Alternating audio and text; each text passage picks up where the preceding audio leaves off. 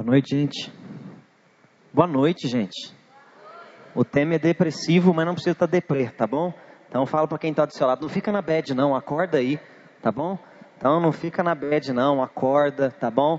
Nós vamos conversar sobre depressão, mas nada de ficar depressivo aqui nessa noite.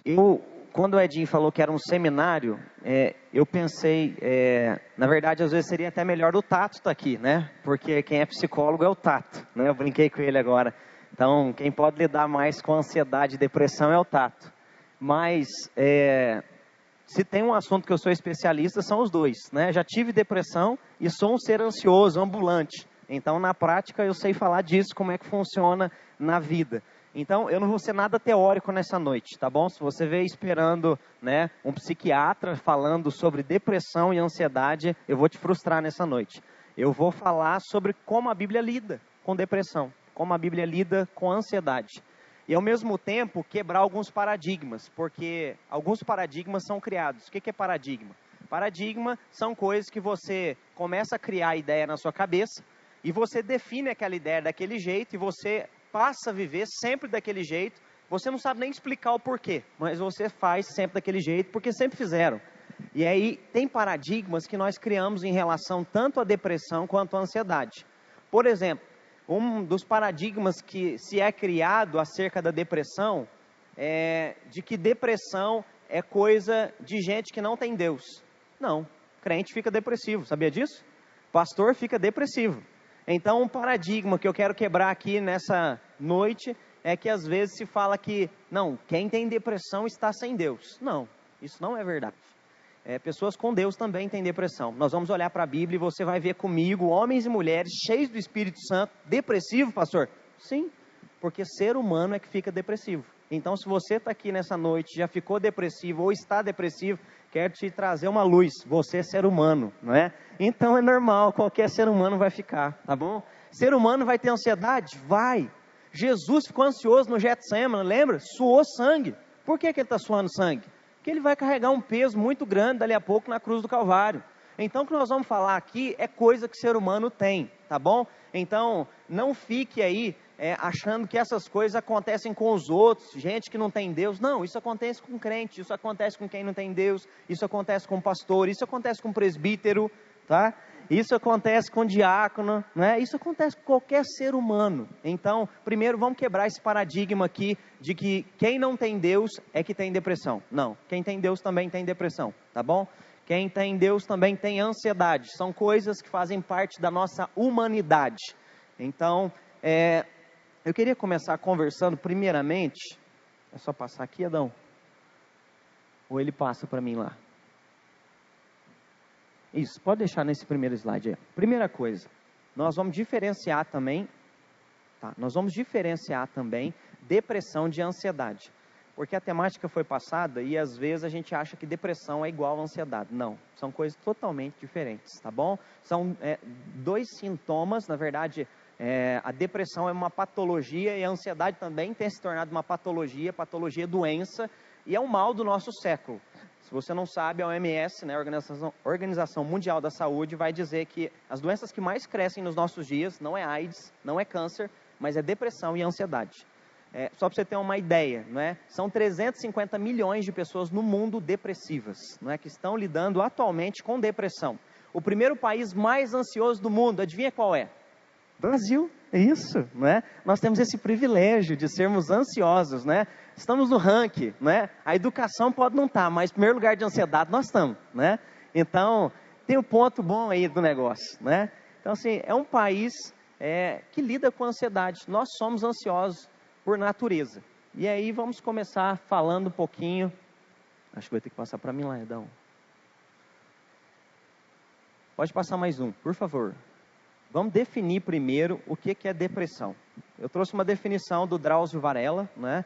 Então, queria achar o videozinho para o Drauzio falar aqui para a gente hoje, mas eu não achei, então trouxe uma definição. O Drauzio vai dizer o seguinte: depressão é uma doença psiquiátrica crônica e recorrente, que produz alteração do humor, caracterizada por tristeza profunda e forte sentimento de desesperança.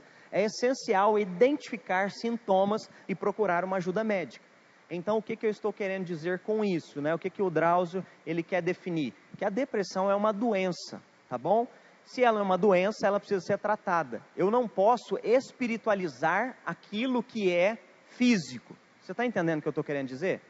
Porque outro paradigma que crente costuma criar. Vamos lá, se fulano está depressivo, nós vamos repreender em nome de Jesus e ele vai ser sarado. E se é fisiológico? Se é fisiológico, percebe? Eu preciso tratar com um médico, né? Deus deu conhecimento para o médico, Deus deu remédio para ele. Psiquiatra serve para isso. Psiquiatra não é para louco, sabia disso? Psiquiatra é para gente com depressão, porque psicólogo não receita remédio. Quem receita remédio é psiquiatra. Olha outro paradigma que pessoas criam. É ou não é? Psiquiatra é coisa de... Não, não é. Minha mãe vai no psiquiatra, ela é louca? Não, né? O meu pastor já foi no psiquiatra, ele é louco? Não. São seres humanos que precisam às vezes tomar um remedinho. De vez em quando, o teu fisiológico pode sofrer com alguma coisa. Então, nós precisamos entender e quebrar outro paradigma aqui. Psiquiatra não é coisa de louco, gente, tá bom? Psicólogo não é coisa de louco. É coisa pra gente humana, tá ok? Dentro desse diagnóstico, um ponto aqui que eu quero tratar. De baixo? Não está passando, não. Passa para mim aí, por favor. Isso. A depressão, ela pode ter 3 viés que nós precisamos tratar aqui nessa noite. Que devem ser levados em conta para o seu tratamento. Por que eu estava dizendo que é a questão fisiológica? Porque se é uma questão fisiológica, eu preciso tratar de maneira fisiológica. Vamos lá. 3 viés que podem a depressão se manifestar. A primeira dela é o viés fisiológico. Então, o seu organismo pode, às vezes, parar de produzir algumas substâncias. Então, normalmente, quando alguém começa a ficar depressivo, são 3 estágios. É o estágio leve, o intermediário e depois o avançado. Ela começa a ter sintoma de tristeza. Então, quando eu brinquei, não fica na bad não é depressão, tá bom? Bad normalmente é alguém que acabou um namorico ali, e aí ele fica tristinho, tristinha, né? E aí ele fica 2, 3 dias, sabe? Ouvindo Cássia Eller, né? Aquelas músicas assim, mó deprê da vida, né? Legião Urbana, e tipo, eu tô depressivo. Não, isso não é depressão, tá bom? Quero te dizer que isso é bad. Não confunda bad com depressão, tá? Então, ficar na bad é levar um não, levar um fora. Ficar na bad é teu pai te xingar, enfim. Essas coisas você fica na bad. Então, isso não confunda bad com depressão, tá ok? Porque tem gente que fica 2 dias tristinho, ouvindo música triste, acha que está depressivo. Não. Depressão é um negócio muito mais sério, tá bom? Se ele é fisiológico, o que vai acontecer? Seu organismo, ele libera uma substância chamada serotonina. A serotonina é o que te faz dar prazer. Então, eu gosto de pregar. Então, serotonina, quando eu estou pregando, vem adrenalina. Tem gente que fala assim, pastor, você não fica ansioso, com medo, nervoso? Não, eu gosto de pregar. Eu gosto de estar aqui, isso daqui me dá prazer, sabe? Então, assim, tem coisas que me dão prazer. Eu amo pescar, né? Eu amo pescar. Vou pescar, me dá prazer. E meu corpo libera serotonina. Então, eu passo a ter prazer. Mas quando acontece algo fisiológico, o que é isso? O seu organismo parando de produzir algumas substâncias, você para de produzir serotonina. E aí, quando você para de produzir serotonina, que é a substância que te dá prazer, você passa a não ter prazer em coisas que eram simples. E aí, por exemplo, tem pastores, tem um pastor amigo meu, só para que você tenha ideia, ele começou a ter tristeza leve. Essa tristeza começou a avançar para um estado intermediário e depois chegou num nível avançado. Um dia ele foi pregar, quando ele chegou para pregar, ele começou a vomitar. Ele não conseguia pregar.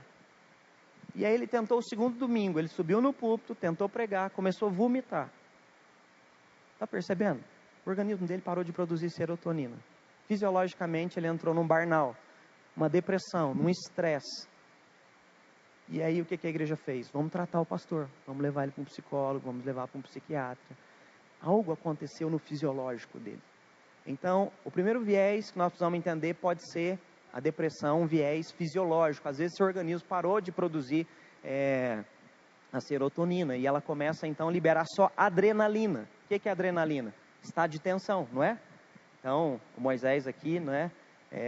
Esses dias eu ouvi falar uma história dele que ele bateu num carro e o carro amassou e ele não machucou, não é? Não é essa história, Moisés? Então, provavelmente, na hora que o carro bateu nele, a adrenalina liberou, para ele liberar tanta força assim, e outro carro, né, ser amassado. Em eventos onde você fica tenso, teu corpo libera adrenalina. Só que a adrenalina ela é boa só para alguns momentos. Se você começa a liberar adrenalina para tudo, sabe o que começa a acontecer com você? Você começa a viver em estado de tensão. E aí tudo você começa a ficar apavorado. Uma simples pregação para um pastor que é normal, dá prazer para ele vomita. Porque a adrenalina está sendo liberada no corpo dele e não tem serotonina, que é a substância que o cérebro manda. Sabia disso? E o teu cérebro, meu cérebro, ele é que faz tudo acontecer no nosso corpo. Nós precisamos entender isso. Então, se você veio para cá pensando a pregação vai ser ruim, provavelmente você já está dormindo na pregação agora, né? Se você veio para cá falando assim, nossa, o jeito que ele fala, a didática dele não é legal, eu não curto, sabe o que seu cérebro faz? Automaticamente o preconceito libera cortisol. Cortisol é a sensação de desânimo, né? De estresse. Esse cara de novo, mano. Não acredito que esse cara...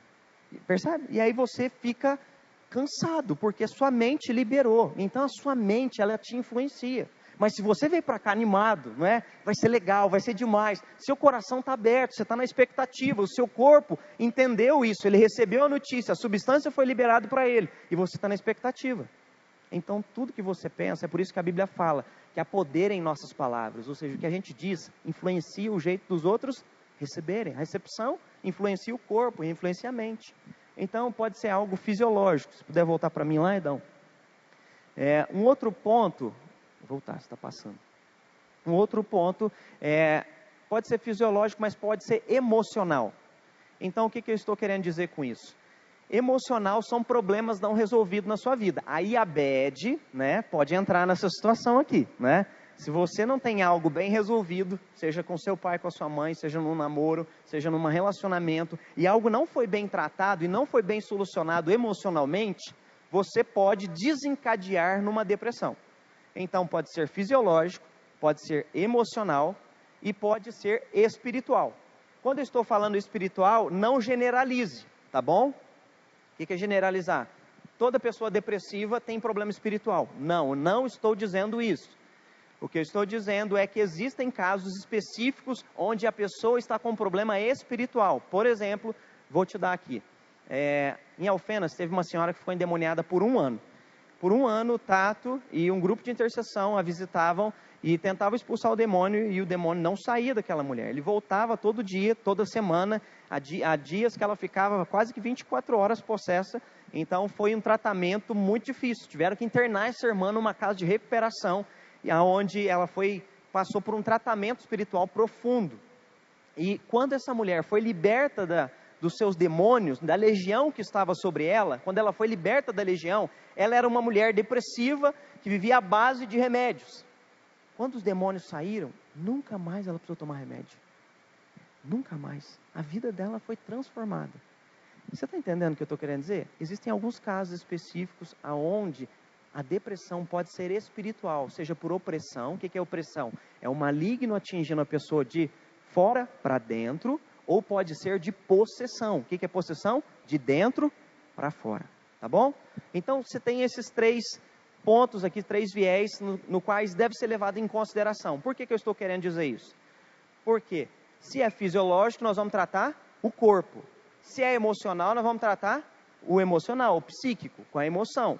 Se é espiritual, é um demônio, nós vamos expulsar o demônio.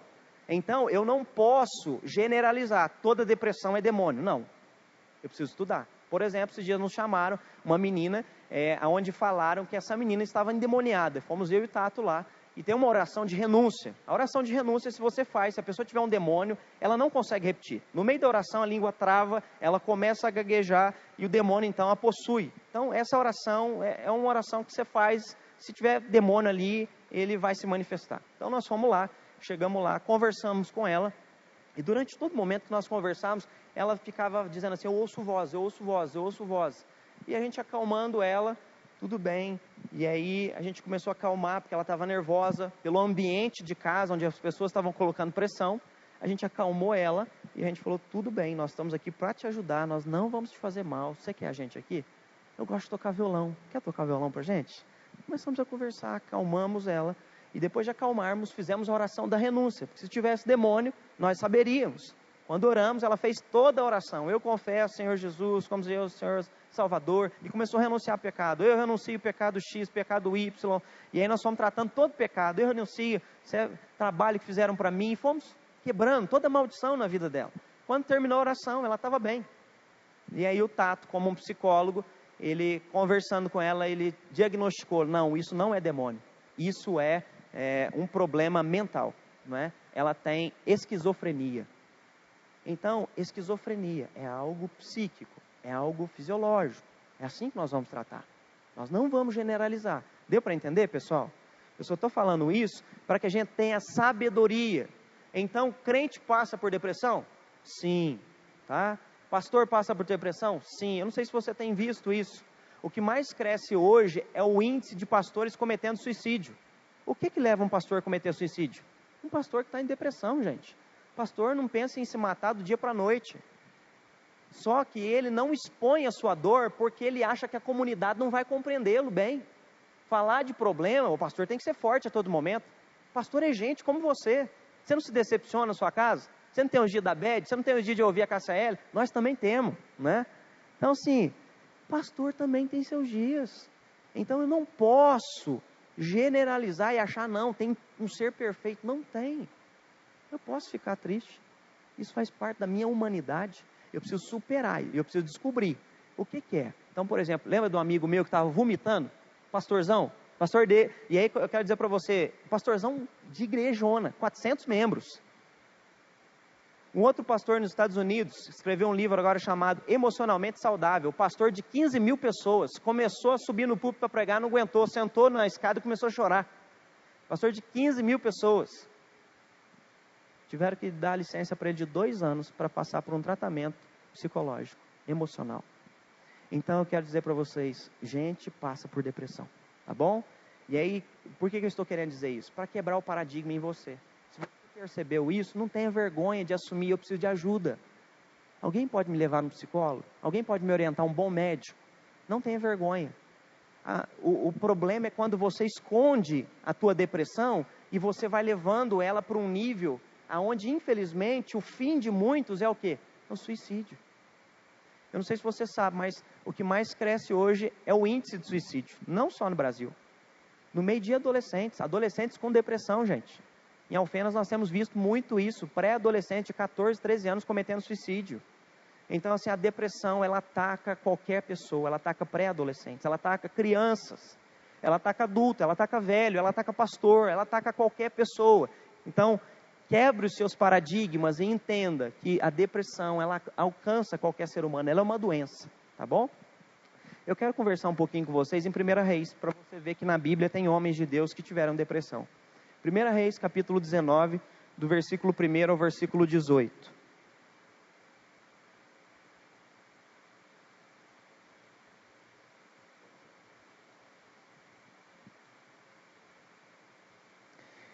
Primeira Reis, capítulo 19, versículo 1 ao versículo 18.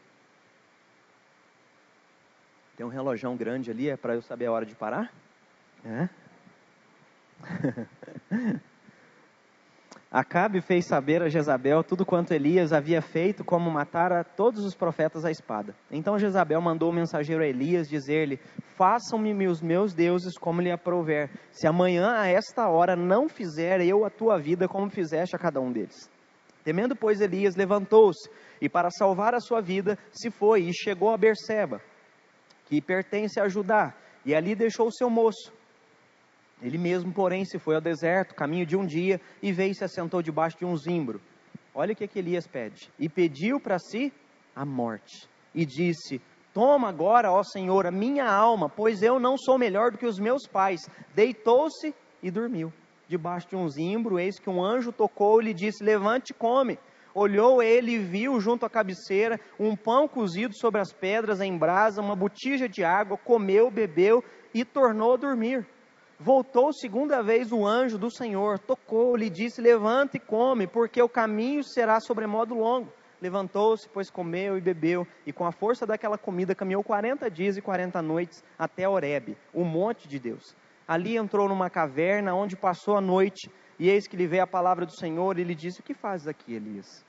Ele respondeu: eu tenho sido zeloso pelo Senhor, Deus dos exércitos, porque os filhos de Israel deixaram a tua aliança, derrubaram os teus altares e mataram os teus profetas à espada.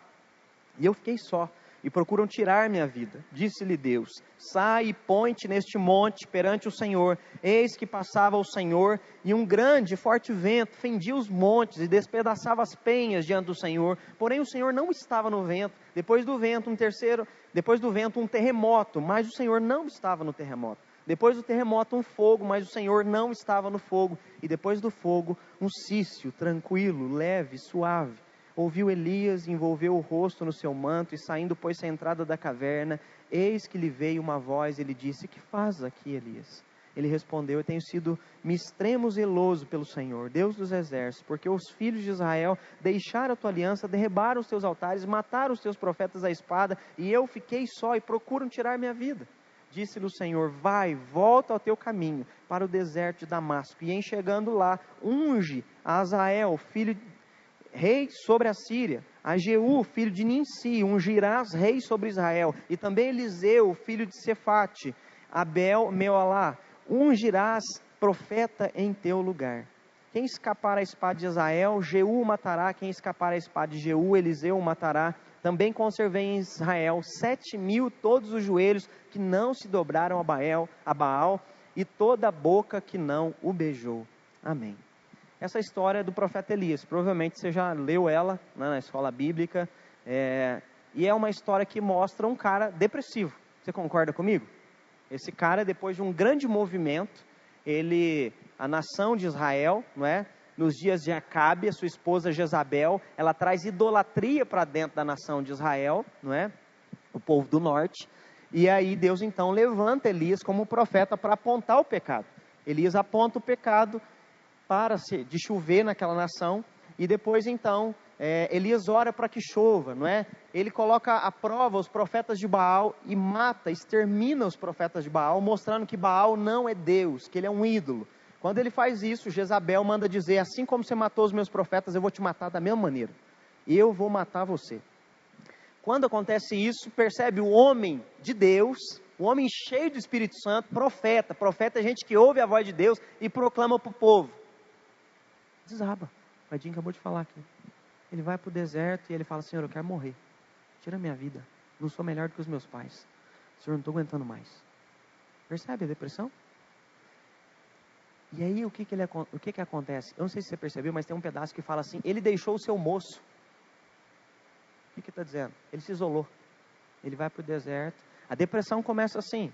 A depressão, ela tem alguns sintomas. E eu queria falar para você aqui, para você não confundir bad, tá bom? Mais uma vez, não confunda bad com depressão. Olha quais são os sintomas de uma pessoa que está com depressão.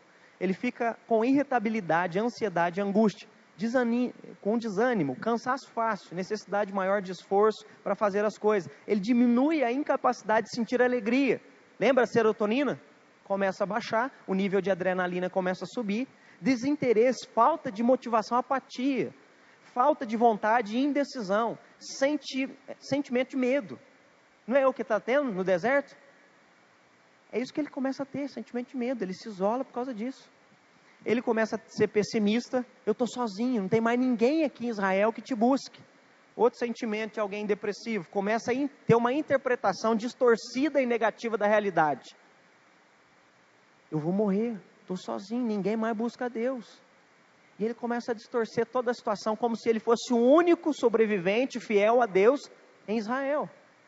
Percebe como é que a depressão, ela é aquilo que a gente chama de tempestade em copo d'água. As coisas não estão assim como ele está dizendo que é. Porque a depressão o levou até uma perspectiva errada. Perda, aumento de apetite, insônia, dores, outros sintomas físicos. Então entenda, tristeza leve não é depressão. Isso daqui é depressão.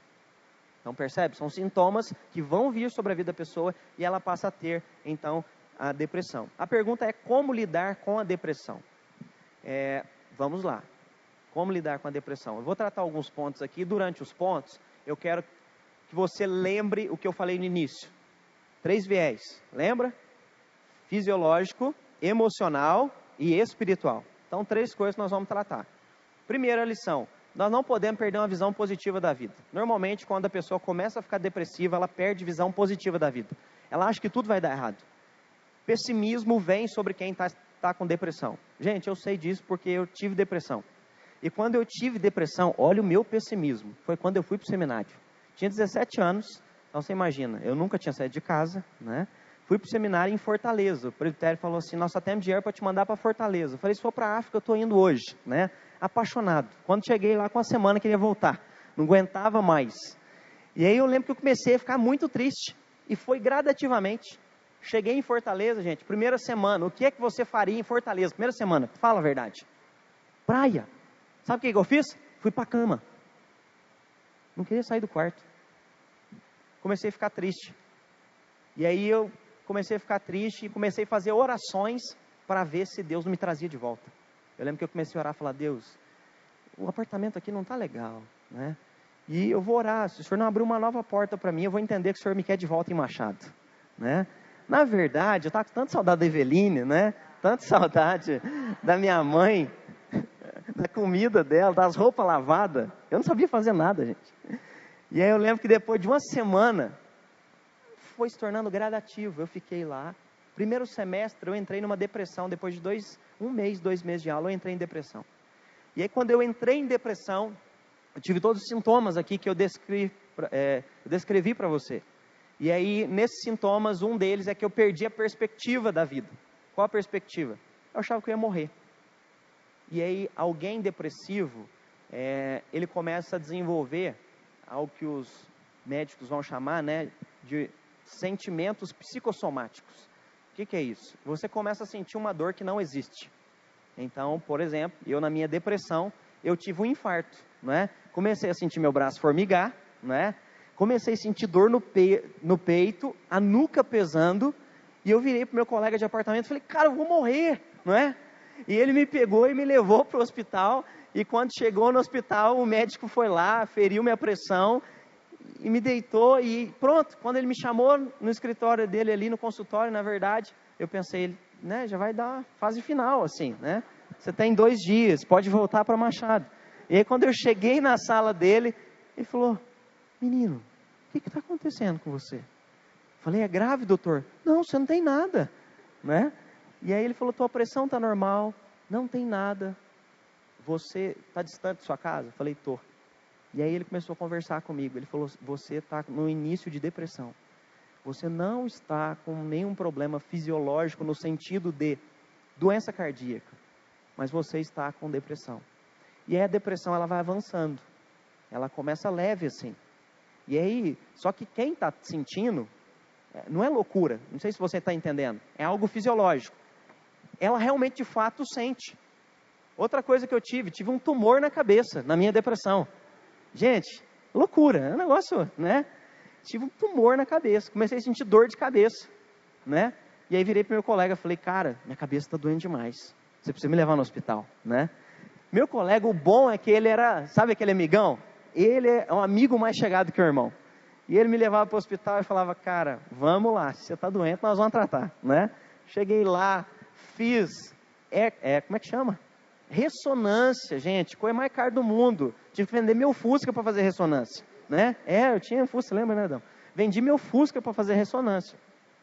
Saiu ressonância, e aí, olha como, daqui a pouco nós vamos tratar da ansiedade.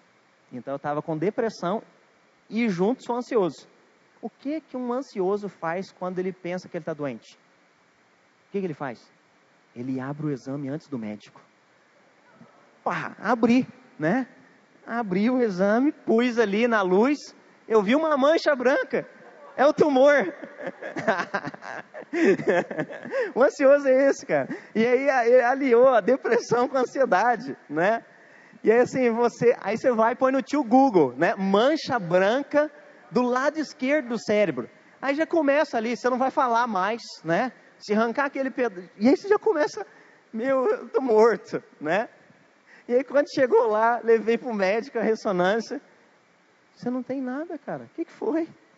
Te falei para você que você está depressivo. Mas percebe como é que alguém com depressão perde a perspectiva da vida? Ele sempre acha que ele vai morrer. Ele não está fazendo isso porque ele quer. Ninguém quer morrer, gente. Quem quer morrer? A vida é muito boa. Eu queria voltar, queria estar com a Evelina, namorando, fazia 2 anos de namoro. Eu queria estar com a minha mãe, eu queria viver. Só que o meu corpo começou a entrar no estado fisiológico e emocional também, né? Eu comecei a perder a alegria. Eu amo estudar, gente. Aí eu fui para o segundo nível. O segundo nível é o de Elias, de isolamento. E aí o que eu fiz? Eu fiquei 1 semana trancado no quarto, sem sair do meu quarto. Então, do nível de sintomas, de perder perspectiva da vida, eu fui para um segundo nível. Aí o nível começa a avançar, começou leve, né? A gente riu muito aqui. O segundo nível foi muito chato, foi muito triste. O segundo nível foi quando eu não queria mais ver ninguém.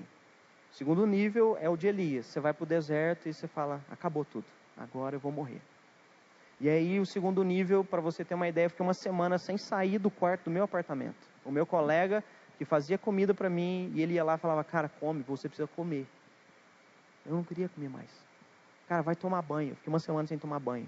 Em Fortaleza, você imagina que coisa horrível deve ter sido, né? Fiquei 1 semana trancado no quarto, não queria saber de nada. Depois de 1 semana, meu colega foi lá, e ele me pegou, me levou para dar banho, ele me deu comida e falou, cara, levanta. Então, compreenda pessoas que estão passando por depressão. Não as trate como loucas.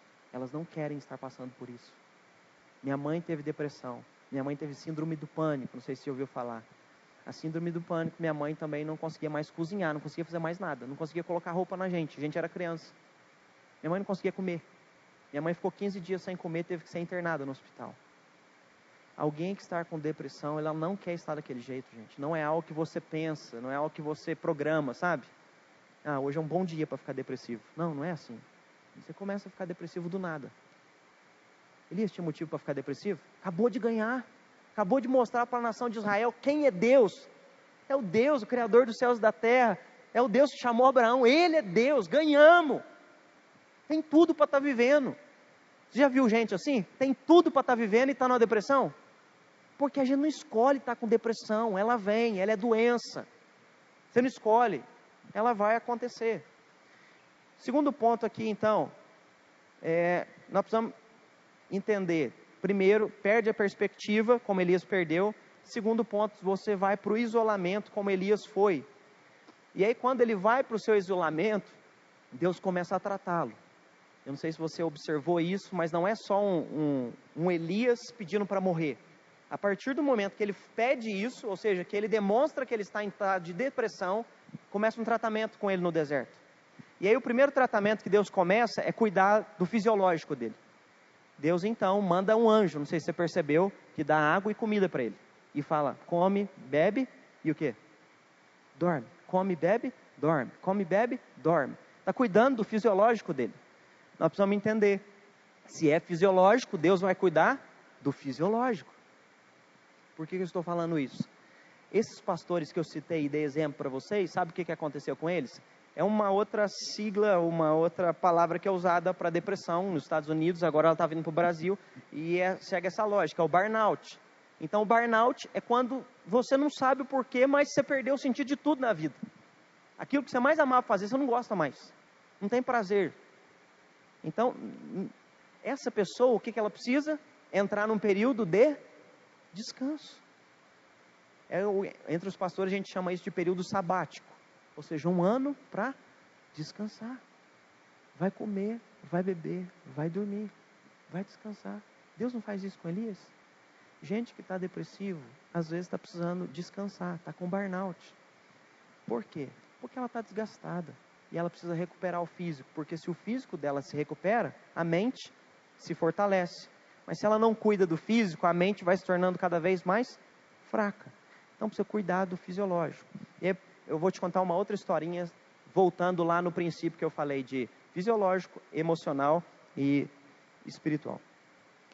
Isso aconteceu numa igreja em El Salvador. Em El Salvador, eu não sei se você sabe, fica uma das maiores igrejas da América. El Salvador, né? Em El Salvador nós temos uma igreja com 90 mil membros. 90 mil membros. Eu fui num congresso em Belo Horizonte, quem foi falar foi o pastor dessa igreja. E esse pastor estava ministrando e chegou um momento onde ele parou a pregação e ele falou sobre isso. Ele falou, se é físico, cuida do físico. não transfere o físico para o espiritual e acha que tudo vai acontecer espiritualmente, porque não é assim. E ele contou o caso de um pastor auxiliar dele, que o cara tudo espiritualizava. O cara começou a ficar meio sentindo algumas dores, mas não, eu vou levar na reunião de intercessão e vão orar pelas minhas dores e Deus vai curar essas dores. Não, estou indo na reunião de intercessão e ali no círculo, né, o Gui está lá e aí, né, então assim, tudo vai resolver, as dores vão acabar. E aí você começa o quê? A espiritualizar algo que é físico. Se é fisiológico, o que você tem que procurar? Médico, tá bom? Nós somos pastor de alma. Então não transfira para um pastor a responsabilidade de algo que é físico. O que esse pastorzão começou a fazer? Não ia no médico. Até que chegou um dia, não conseguia levantar da cama. Aí a esposa ligou para o pastorzão titular e falou: pastorzão, olha aqui, meu marido está de cama. Levou ele para o hospital. Quando chegou no hospital, foram realizar vários exames. Ele estava com um tumor já em estado avançado e tinha metástase. E aí o que aconteceu? Aquele senhor entrou na mesa de cirurgia e quando foi fazer então a cirurgia, já foi avisada a família, o tumor se avançou muito e corre o risco dele morrer na cirurgia. A cirurgia foi feita, ele saiu e quando ele saiu, ele voltou para casa e quando ele voltou para casa, ele disse: eu não disse que eu seria curado? No outro dia ele amanheceu morto, não é? Porque a metástase já tinha dominado todo o corpo. E aí esse pastor dessa grande igreja, ele usou esse exemplo para dizer o seguinte: gente, se é doença física, corre pro médico.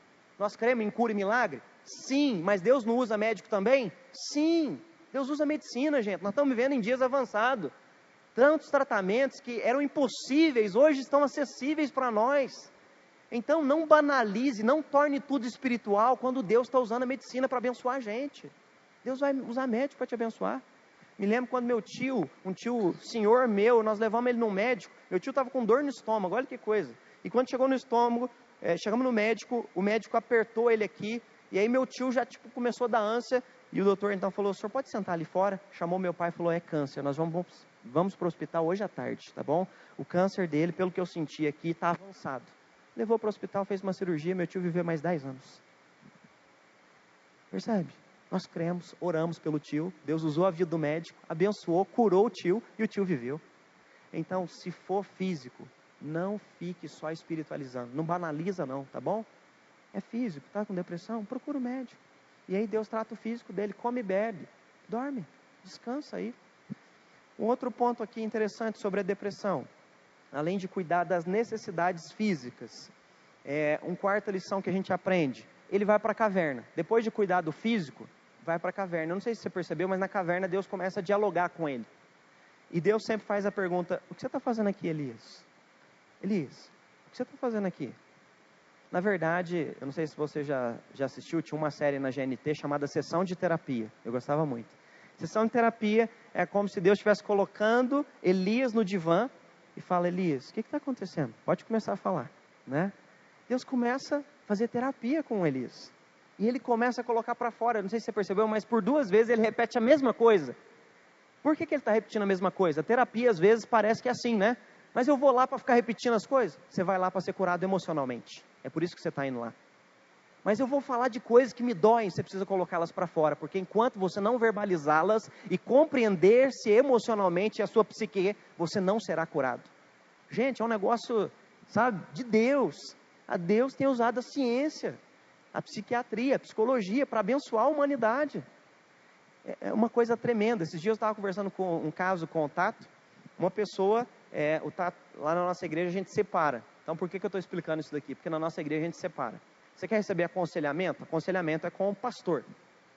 Aí a gente separa. Aconselhamento, você pode me procurar ou pode procurar o Tato. Mas aconselhamento é acerca de coisas espirituais.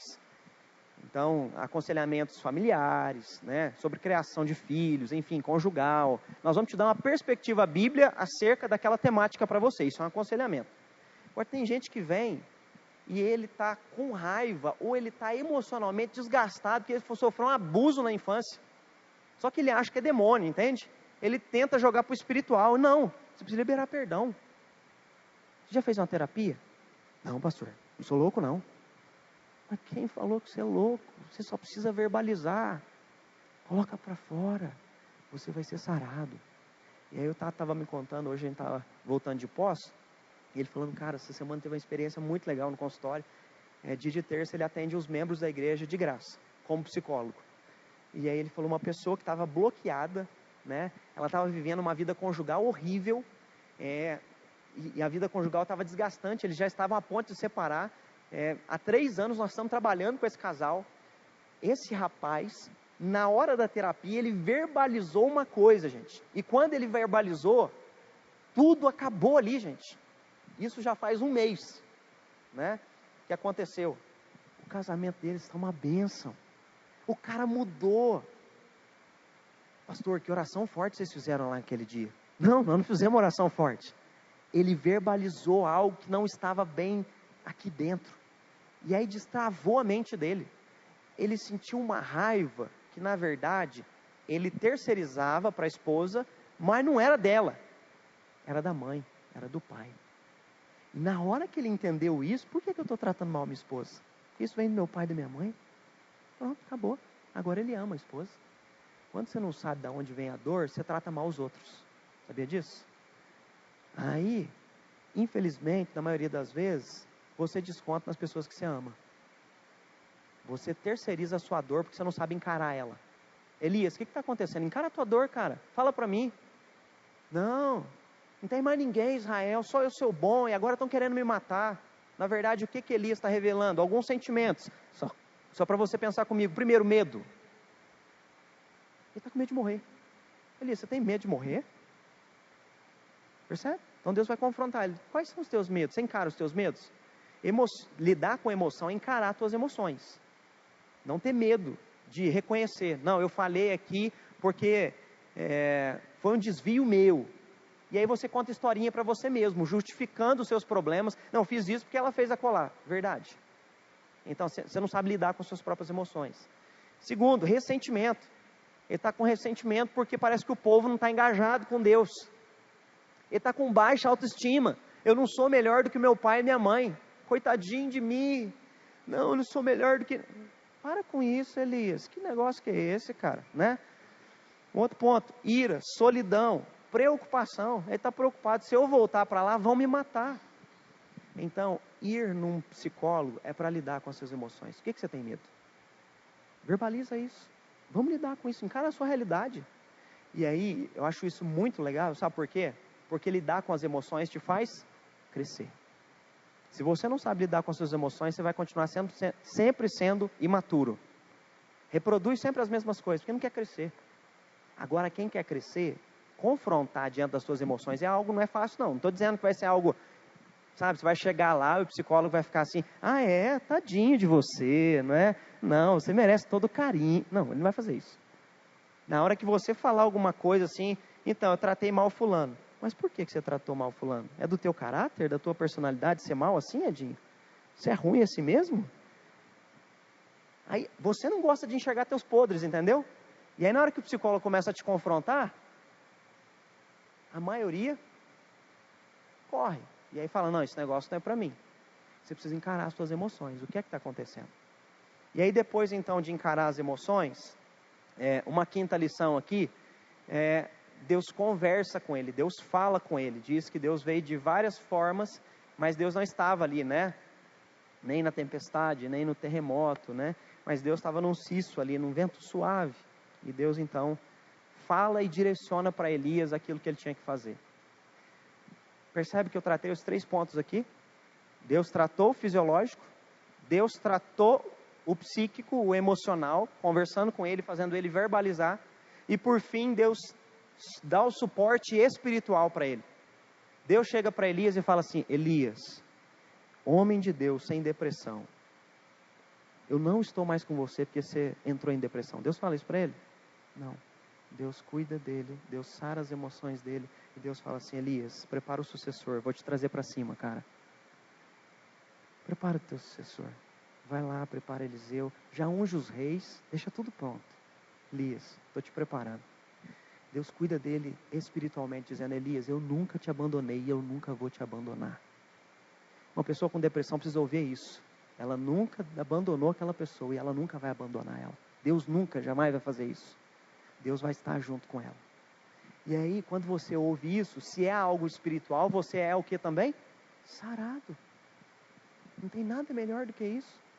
Essa semana eu conversava com uma pessoa, semana não, na Páscoa, eu fui pregar no acampamento, e me procurou um líder de uma igreja, e esse líder da igreja me procurou, e ele chegou para mim e falou assim, pastor, eu quero conversar um pouco. E ele começou a dizer assim, eu já tive um tempo de muita alegria na minha espiritualidade. Eu orava com fervor, tinha minha vida devocional, lia a Bíblia, eu estava com muito entusiasmo. Mas eu entrei num momento da minha vida, eu estou passando por um momento depressivo. E ele falou, eu nunca contei isso para ninguém, só minha esposa sabe, né? Só minha mãe, eu estou contando isso para o senhor agora, porque eu tenho medo de expor isso na igreja, o que é que vão pensar de mim? Ele é um presbítero. E aí quando ele disse, eu falei, não vou pensar nada, irmão, eu vou pensar que você é gente igual eu.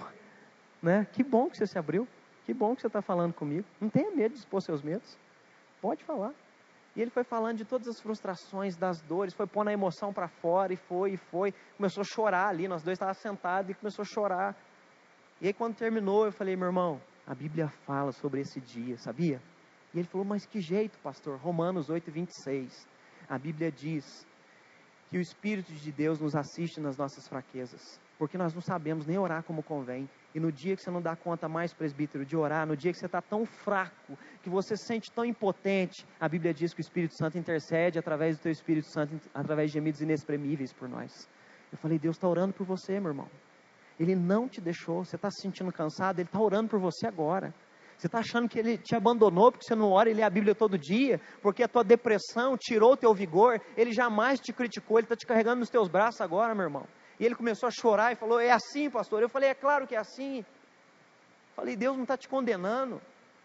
E quem te condena não entende depressão. Quem te condena não sabe que isso é algo emocional, que isso é algo fisiológico. E entenda espiritualmente, Deus não vai te desamparar na sua depressão. Deus está junto com você. E eu quero te dizer uma coisa, Deus sara as pessoas da depressão e Ele vai te sarar. Deus me sarou da depressão, gente. Minha mãe foi sarada da depressão. Mas depressão, nós vimos lá, é algo crônico, ela pode voltar. Então, a gente precisa se cuidar constantemente. Minha mãe já teve momentos onde ela me ligava e dizia, filho, parece que eu estou fraca. E eu falava, mãe, corre para terapia.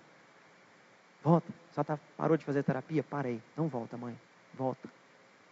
Minha mãe tem buscado a Deus, vocês conhecem, ela vem aqui na igreja. Minha mãe busca a Deus, ela serve a Deus, não é espiritual. É emocional. E eu sei quando é emocional da minha mãe, na hora. Eu falo, mãe, vai lá, põe para fora. Ela põe para fora, passa 2 dias, já me liga alegrona. E aí, filhão, tudo bem? Saudade das crianças e tal. Falei, mãe, o que aconteceu? Fui no psicólogo, né? Verbalizou, foi sarada, pronto. Então, compreenda isso sobre depressão, tá ok? Vamos pular para a ansiedade agora? Vamos lá, pedi para você passar aí para mim, Edinho, meu assistente.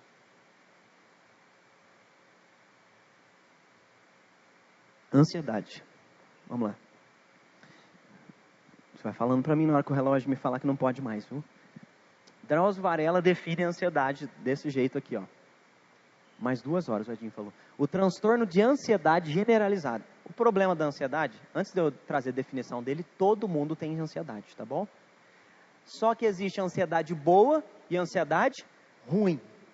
A ansiedade boa, por exemplo, pastor, você não fica ansioso quando vai pregar? Fico. Só que essa é uma ansiedade boa. Por que ela é boa? Ela me faz preparar. Então, assim, eu estou ansioso, eu venho ansioso. Quando eu chego aqui, pronto, acabou a ansiedade. Mas eu me preparei para estar aqui. Eu li sobre o assunto, eu olhei para a Bíblia. É uma ansiedade boa, te leva a estudar, te leva a se preocupar, né? Então, você vai prestar uma prova, vai vir uma ansiedade natural de ser humano. Essa ansiedade é boa, por quê? Você vai estudar para essa prova. Então, a ansiedade boa, tá ok? O problema da ansiedade é quando ela se torna isso daqui, ó, um distúrbio. E aí o Drauzio vai dizer que tipo de ansiedade é essa. É um distúrbio caracterizado pela preocupação excessiva ou expectativa apreensiva, persistente, difícil controle, que perdura por meses, no mínimo 6 meses, na verdade. Então, a ansiedade ela pode se tornar, não é, um distúrbio. E aí, quando ela se torna um distúrbio, ela precisa ser tratada também. Ansiedade, tem um psiquiatra que eu achei legal a definição que ele trouxe, eu fui assistir alguns vídeos e um psiquiatra trouxe a seguinte definição. Ele disse que a ansiedade é igual apêndice, todo mundo tem, só estoura em alguns, né? Então, assim, eu não sei se você já teve problema de apêndice, né? Mas todo mundo tem ansiedade aqui, só que alguns estouram o negócio num nível hard, né?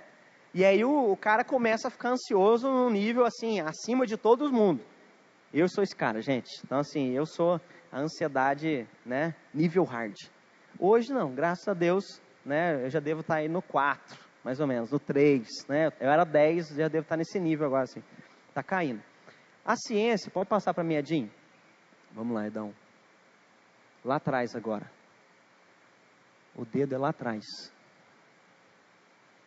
Vamos, eu estou ficando ansioso. A ciência vai dizer que o problema com a ansiedade se dá com a interpretação errada das situações. Então, a interpretação errada das situações te leva à ansiedade. Por exemplo, lembra que eu te falei do meu tumor lá no seminário? Lembra que eu te falei do meu infarto no seminário? Gente, eu tive outras aqui, eu não vou contar porque é uma lista muito extensa, né? Mas num pequeno mês eu tive muitas doenças. Eu me lembro que teve uma vizinha nossa que morreu de hepatite C, né? E aí vocês adivinham o que eu tive? E eu fui lá no Google e pesquisei hepatite C. E vi sintomas. Pronto. Comecei a olhar para o espelho. Eu tô com hepatite. O sangue começou a sumir da gengiva, né? Então assim, eu já comecei a cair na cama. E aí só no Google aqui, ó, hepatite C, né? E aí você vai em todos os canais do Google. Você vai ficando louco. A ansiedade é isso. A ansiedade é você começar a interpretar errado as situações. Na verdade, por que eu estava fazendo isso? Duas coisas que eu não estava sabendo lidar de maneira de fato. Primeira delas, não sabia lidar com a distância de quem eu amava.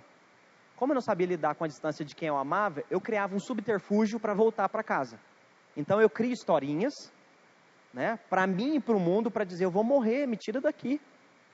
Só que eu não faço isso de maneira pensada, é claro, né? O ansioso, ele cria isso. E aí você cria historinhas para alguém te salvar daquilo que você quer ser salvo. Uma segunda coisa que eu não sabia lidar era da separação do meu pai e da minha mãe. Foi justamente quando eu fui para o seminário. Meu pai tinha saído de casa, eles estavam divorciando. Então não é um negócio que você lida bem. Às vezes você, né, tudo bem ali no momento, você se controla, mas uma hora vai vir o staff. E normalmente, depois de você se manter muito forte, lembra Elias? Na hora que você baixa a guarda, você arrebenta. Você cai destruído. E aí foi isso. A ansiedade veio, bateu em mim, e eu comecei a interpretar situações erradas. E aí eu criava doenças para voltar para casa, mas na verdade era um emocional. Até que eu me lembro que no meio do ano, na verdade antes do meio do ano, meu pai foi fazer uma visita para mim. E quando meu pai foi fazer uma visita para mim, eu nunca tinha ido na praia, morando há 4 meses em Fortaleza. A depressão. Meu pai chegou lá, a primeira coisa que ele fez, cara, vamos embora para a praia. Hoje você não vai na aula não. Me levou para a praia. E nós tratamos de assuntos que precisavam ser resolvidos entre eu e o meu pai. Gente, acabou a depressão. Eu ia para a praia todo dia. Acabou. Você imagina um cara que fazia segunda chamada de prova direto. Era eu, né? Faltava da aula e ia para a praia, né? Ligava para geral da minha sala. Galera, vamos para a praia hoje. Acabou a depressão. Mas a minha, ela era emocional. Quando eu resolvi essa situação emocional, pronto, consegui lidar com a vida tranquilamente. Lembra o cara que cuidava de mim? Esse cara que cuidava de mim, que me levava para o hospital, ele é o Tiagão, não sei se ele está aqui hoje. O Tiagão, ele fazia comida, o Tiagão lavava a minha roupa, e quando eu ficava doente, o Tiagão me levava para o hospital, né? O Tiagão era meu pai, o cara era... Eu lembro que chegou no meio do ano, o Tiagão virou e falou para mim assim, cara, tô indo embora. Se você não está bem emocionalmente, o que acontece com você de novo? Você volta de novo. Quando ele falou, eu vou embora, eu falei, Tiagão, só fica mais uma semana para me ensinar a cozinhar feijão e lavar minha roupa, cara, né? Ele ficou uma semana, me ensinou a fazer feijão, comida, carne, me ensinou a lavar roupa no tanquinho, não era máquina ainda, então você imagina que horrível, né? Ter que torcer e tal. Ele me ensinou a fazer tudo em casa.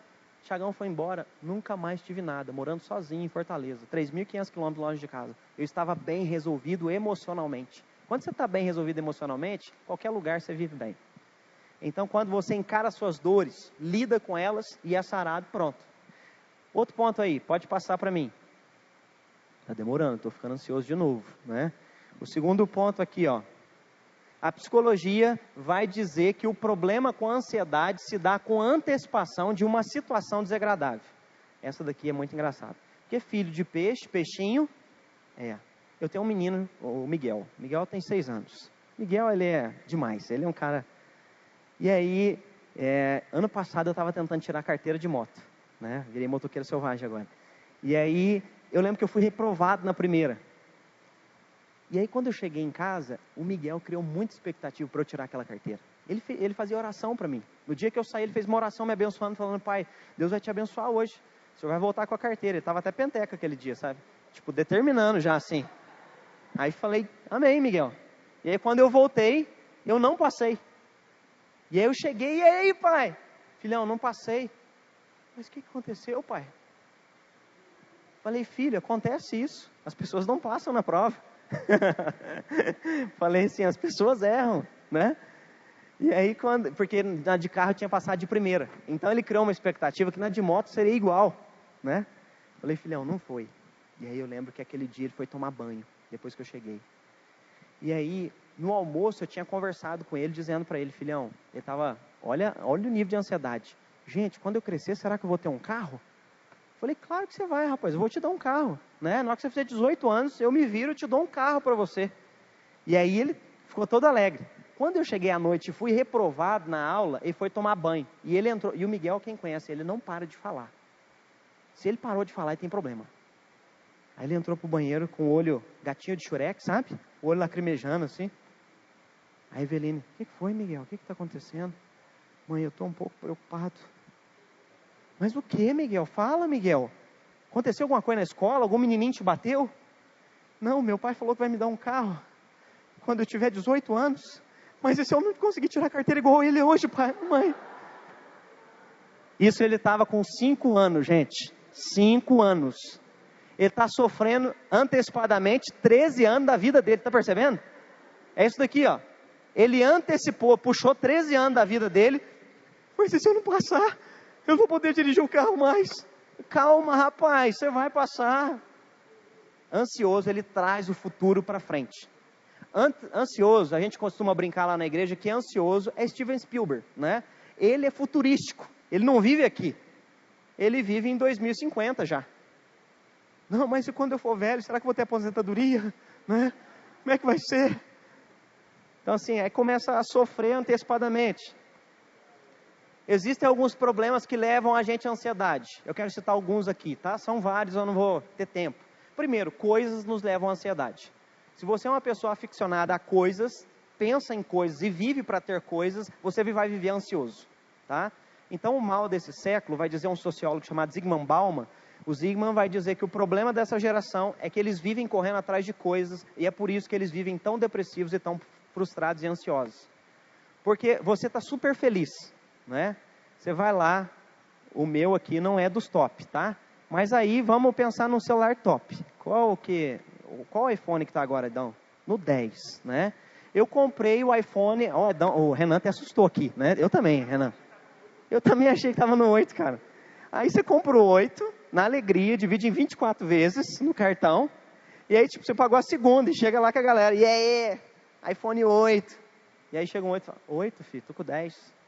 Vou comprar o 11 lá nos Estados Unidos, estou indo para lá amanhã. Aí te mata, te frustra, entendeu? Aí assim, você ficou ansioso para ter o 8. No dia seguinte não vale nada.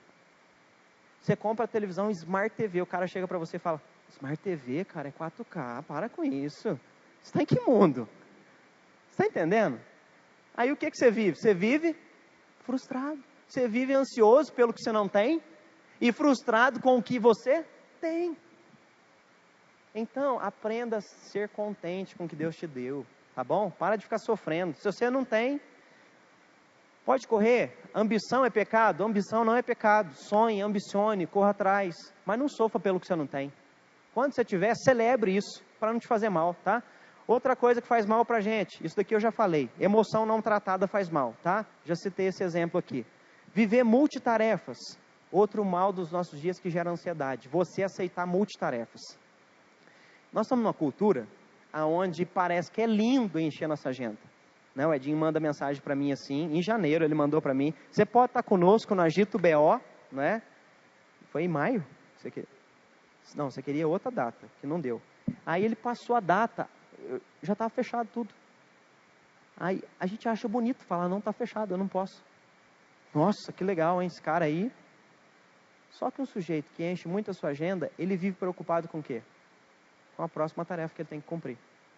Hoje de manhã, levantei 7 horas da manhã e a gente tinha uma reunião em Poste de Caldas com a diretoria dos 3 presbitérios do sul de Minas. Eu e o Tato fazemos parte da diretoria. Corremos para Poços, saímos de Poços 1h da tarde, 3h30, tinha um casamento em Alfenas, a gente veio correndo, tomou banho, foi pro casamento, a gente chegou no casamento, fez o casamento, e aí o casamento correndo ali, terminou às 5h30, 5h30 eu corri em casa, tomei um café e consegui chegar aqui agora. 6:50 a Eveline me deixou na porta da igreja. Percebe as multitarefas? E aí qual que é a minha próxima preocupação? A minha próxima tarefa. Amanhã, Escola Bíblica Dominical. Né? Então amanhã eu vou ter que dar aula de eclesiologia, já estou pensando na eclesiologia. Então, está percebendo como é que a ansiedade vai... A gente vai acumulando um bocado de tarefa, só que o risco é de chegar em um momento onde você não vai dar conta de fazer a próxima tarefa. Aí você começa a acumular tarefas não feitas. E aí você começa a ficar o quê? Ansioso, porque você não está fazendo nada bem feito. Então, multitarefas podem trazer ansiedade para nós. Pecados podem trazer ansiedade, sabia? Pastor, que negócio que é esse? A pessoa, por exemplo, tem muitos jovens aqui. Você está no seu namoro, você sabe que fazer sexo antes do casamento é pecado e você está transando, não é? Você está transando ali, você está fazendo as coisas erradas, você sabe que isso desagrada a Deus. E aí, qual que é o medo de alguém que está transando antes do casamento? De engravidar, pegar uma doença. E aí, se o negócio arrebenta, o que que acontece? Não, e se acontecer alguma coisa? E se acontecer, se meu pai descobrir, se o pastor descobrir, ele vai me tirar do ministério? Percebe como é que o pecado te destrói? E aí você vive sofrendo pelo amanhã, pela besteira que você está cometendo hoje. Então, toma cuidado.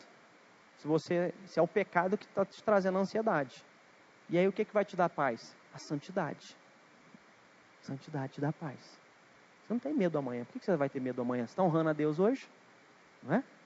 Então, tome cuidado. Tá bom? Pecado faz mal. Pecado gera ansiedade. 3 conclusões que eu chego com você aqui. E aí eu quero concluir nossa mensagem. Tem mais 2 minutos, Edão? Ela é improdutiva, a ansiedade. Tá? Nunca vai produzir coisa alguma. Alguns especialistas vão dizer que 80% da sua ansiedade nunca vai se concretizar. O pastor Rick Warren, que ele brinca, eu gosto dessa analogia que ele faz. Ele fala que o ansioso, ele é tão ansioso que ele assiste, né, a previsão do tempo de manhã e aí fala que vai chover de tarde às 5 horas. Ele já sai com o guarda-chuva aberto, né? Mas vai chover às 5, né? Então o nível de ansiedade dele é tão grande que ele já abre o guarda-chuva. E é claro, na rua ele mente para os outros, o sol está quente, né? Mas na verdade a preocupação dele é com a chuva das 5. Ele é irracional. Se você está ansioso, você vai ficar irracional, né? Isso não te leva para o lado bom. E a ansiedade, ela é prejudicial, porque a ansiedade vai começar a dar distúrbios físicos. De que maneira? Gastrite. O sujeito começa, né, não aguenta comer uma picanha mais. Pronto, está passando mal já, né? Começa a perder o sono, mas por que você não está dormindo? Ansiedade. Não consegue mais descansar. Ansiedade. Então a ansiedade, ela vai trazer ela vai ser prejudicial para nós. Como é que nós podemos lidar com a ansiedade? Assim como eu dei orientações, eu quero dar breves orientações sobre a ansiedade. Primeiro, precisamos nos resolver emocionalmente sobre as nossas situações e limitações. Eu acho que esse ponto aqui eu vou passar, tá? Porque eu já tratei na depressão, não sei se você lembra. Tem problema emocional? Resolva ele, porque aí você vai ficar bem. Então, a minha ansiedade acabou. Lembra que eu conversei com meu pai? Conversei com meu pai, pá, acabou. Então, se é problema, lide com o problema. E aí, um texto que eu gosto muito, o apóstolo Paulo diz: não andeis ansiosos por coisa alguma. Antes, em tudo, sejam os vossos pedidos conhecidos diante de Deus pela oração e súplica. E a paz de Deus, que excede a todo entendimento, vai guardar os vossos corações e pensamentos. Paulo era um sujeito que tinha motivo para ser ansioso, gente. Aí, Paulo é um cara fantástico. A história dele. Imagina comigo. Pensa num cara ruim que acabou de converter. Para nós hoje, pensa num cara ruim. Quem que você é? Ruim, não é ruim mesmo, no Brasil. Aí você fala assim, não, esse cara aí... Não, vamos pensar, esse já morreu, mas só para você lembrar do nível dele. Quem? Hitler? Não, mas Hitler já morreu também. É difícil, Fernandinho Beiramar, Tá gravando ali, Edão. Eu não vou entrar em debates assim, tá bom? Não, Edão, calma. Por exemplo, vamos pensar aqui. Vamos pensar aqui, Bin Laden. Lembra Bin Laden? Bin Laden derrubou as Torres Gêmeas. Cara ruim, mata os outros mesmo. Derruba avião. O Bin Laden, imagina o Bin Laden. Aí eu quero só falar uma coisa para você. Hoje é um Agito BO Seminário. Agito BO Seminário. E aí nós estamos no Agito BO Seminário, eu estou falando aqui. Dali a pouco, chega o Bin Laden. E ele vai e senta no meio da galera aqui, ó. Onde está esse vácuo aqui, ó. Chega com o barbão assim, a paz. E ele vai e senta no vácuo ali, ó. Pá. O que é que essa galerinha ia fazer? Vamos pular de lá, ó. Se Bin Laden explodir a bomba aqui, pelo menos mata os que estão lá no fundo, nós não, né? Quando Paulo converte, sabia que é essa recepção que ele tem?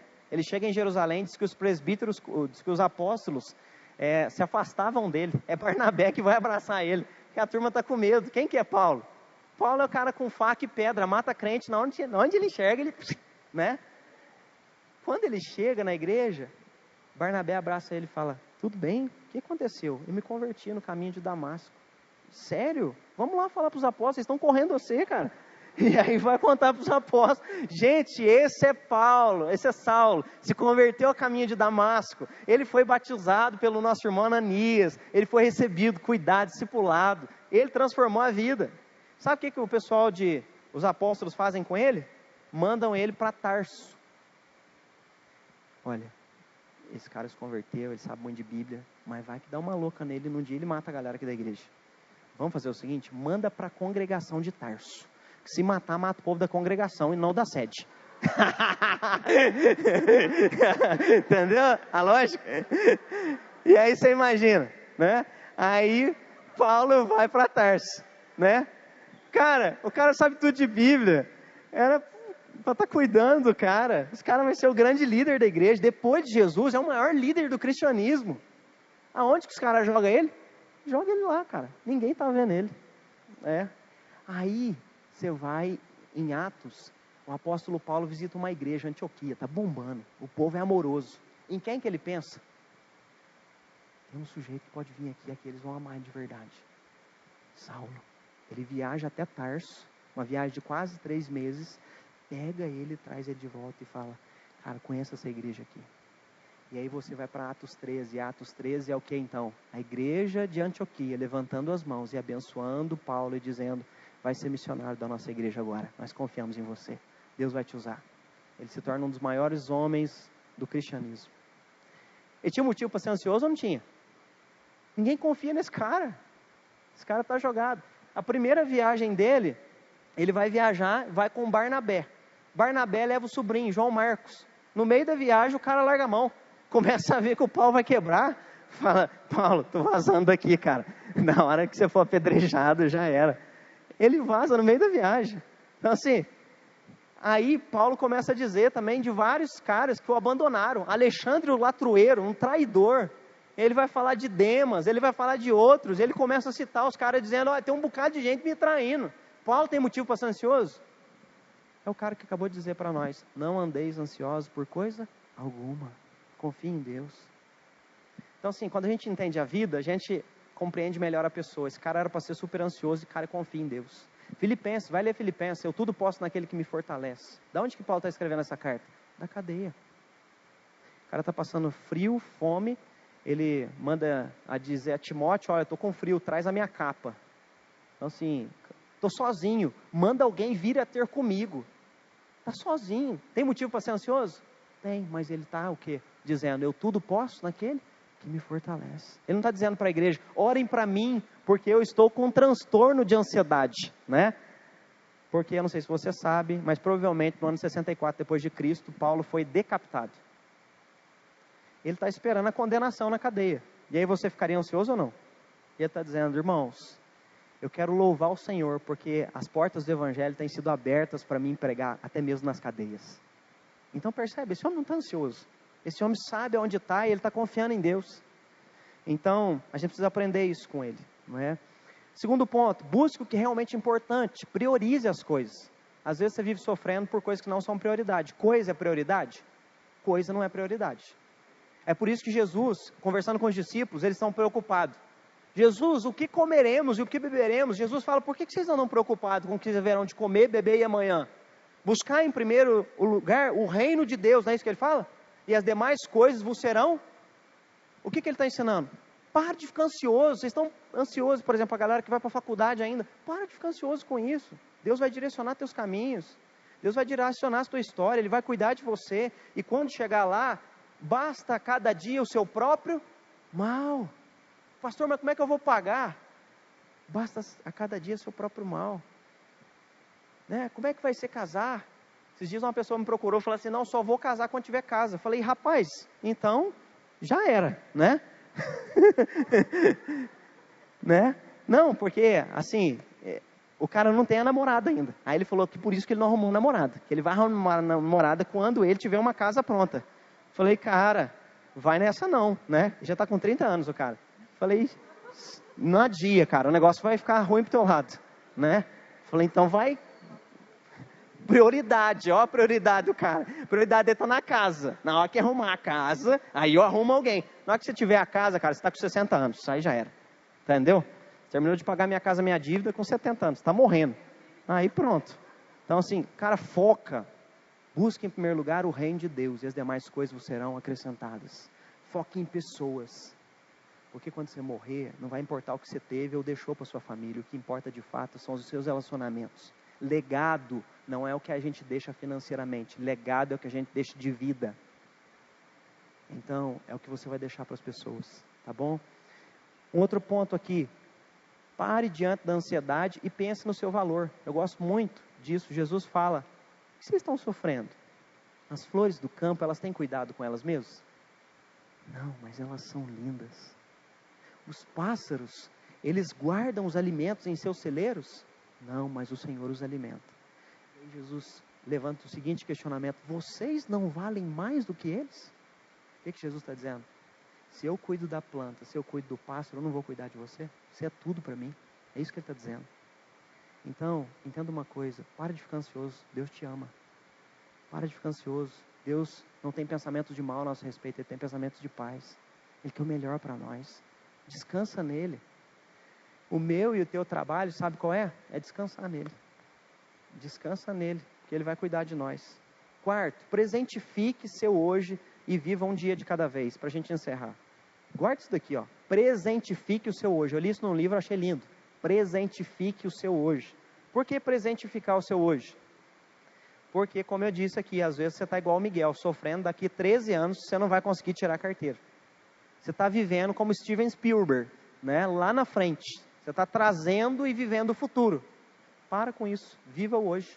Presentifique o seu hoje. E aí, presentificar o seu hoje é entender o quê? Você que é adolescente. Você não tem que preocupar com trabalho, com faculdade. Você não tem que preocupar, não é? Com o namoro, com o teu casamento. Sabe o que você tem que preocupar? Honrar o teu pai e tua mãe.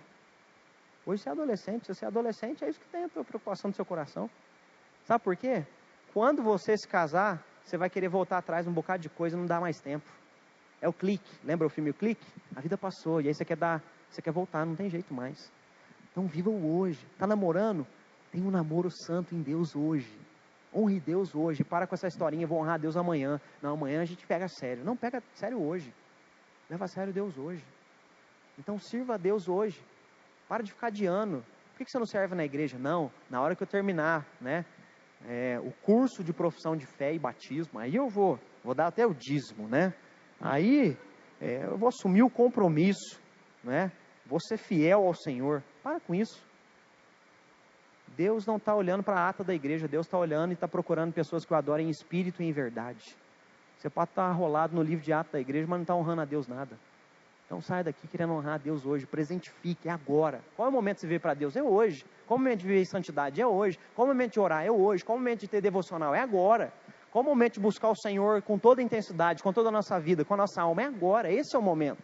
É por isso que nós estamos aqui. Não estamos numa noite filosófica, debate. Não, nós estamos aqui por causa de Deus. É por causa dele.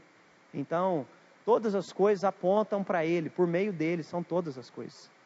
Presentifique o seu hoje, viva esse momento. Se você é casado, cuide da sua esposa agora. Se você é pai, cuide dos seus filhos hoje, porque vai passar muito rápido. Quando eu pastoreava aqui, o Miguel era um nenenzinho. O Miguel hoje já está com 6 anos, ele vai fazer 7. O Miguel já está numa fase onde agora ele está muito no videogame, sabe? Então tudo é Roblox, tudo é Minecraft, né? Então assim, ele está numa fase, mudou. E aí, o que eu e a Evelina estamos curtindo? Eu lembro da Márcia, cara, ó, direto. Porque de vez em quando ele pedia para dormir na cama e eu falava que não, você lembra? E a Márcia ficava louca, a Márcia falava assim, deixa o menino dormir na cama, vai passar rápido, você vai ficar com saudade dele. Agora a gente estipulou lá em casa o dia que ele dorme na cama com a gente, né? Aí toda quarta é dia do Miguel dormir com a gente, né? Aí quarta a gente vai assistir um fute, né? Então quarta a gente vai ver o Palmeirão ganhar sempre, líder, né? E aí depois a gente vai para a cama junto. E a gente dorme todo mundo junto lá. Por quê? Eu tenho que cuidar do Miguel agora. Porque eu sei de uma coisa. Na hora que o Miguel mudar para a pré-adolescência, ele vai ter vergonha de mim, né? Na hora que eu quiser dar aquele beijão nele na igreja, vem aqui, meu amigão. Ele, não, pai, faz isso não, a menininha ali tá me olhando, né? Então assim, a hora de eu beijar o Miguel é agora. Porque vai chegar uma hora que já era. Então viva o que você tem para viver hoje. Amanhã, você vai viver amanhã. Tua história só tem um dia, na verdade. É hoje. Esses dias eu ouvi um palestrante e eu gostei muito. Ele disse, futuro não existe. Porque quando chegou o futuro, ele já deixou de ser futuro. Ele é hoje. Você só tem um momento para viver. O presente. Então viva o presente. Gostou? Escreve no Facebook depois, tá? Gente, é isso. Deus abençoe vocês.